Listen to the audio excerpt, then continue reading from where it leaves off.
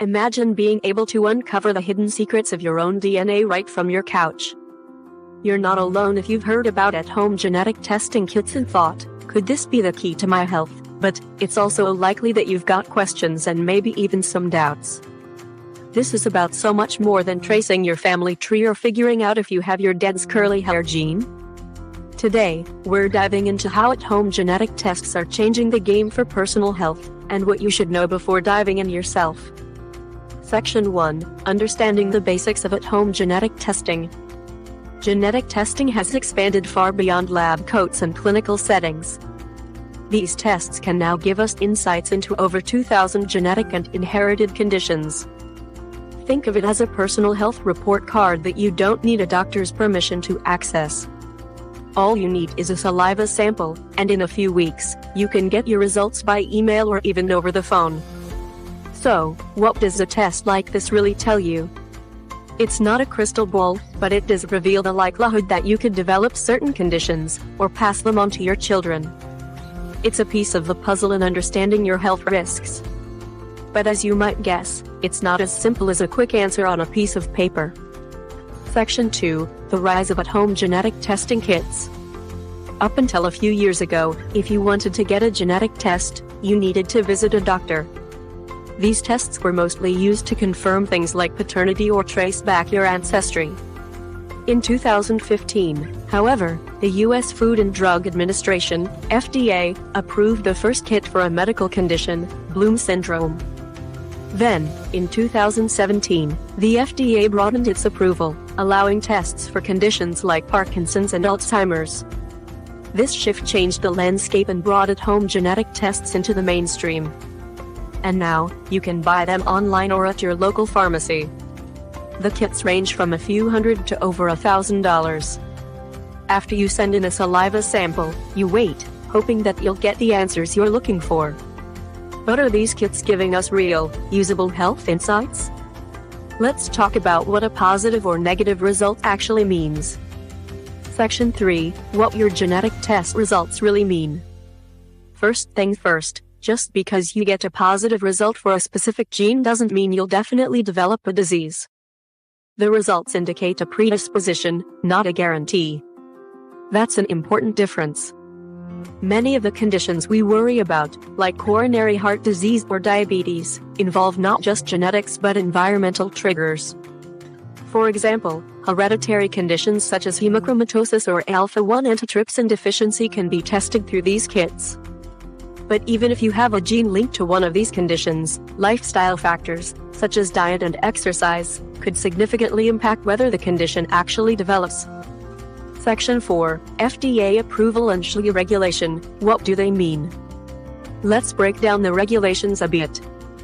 Genetic testing kits can receive FDA approval, which deals with consumer safety and advertising standards.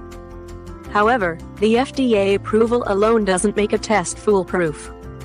The Clinical Laboratory Improvement Amendments, or SHLA, ensures that the labs processing these tests meet specific accuracy standards.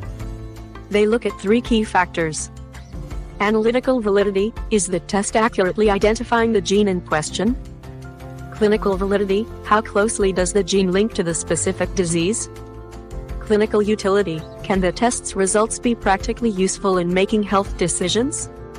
Here's the kicker, not all genetic tests are accredited by both the FDA and SHLA, so it's worth checking if a test you're considering has both. When it comes to your health, it's better to be safe than sorry. Section 5. Potential pitfalls and privacy concerns. Genetic tests can stir up some intense emotions. A result indicating a genetic predisposition to something serious, like Alzheimer's, could bring a lot of anxiety. On the flip side, a negative result might create a false sense of security, leading some to ignore lifestyle choices that also play a big role in health. Privacy is another big issue. Some companies have, in the past, shared or even sold genetic information without permission. That's a big deal when it comes to sensitive health data. Regulations are improving, but it's essential to read the fine print and understand the privacy policies of the test provider. Section 6. How reliable are these tests? While these tests offer some amazing possibilities, they're not a replacement for medical diagnosis.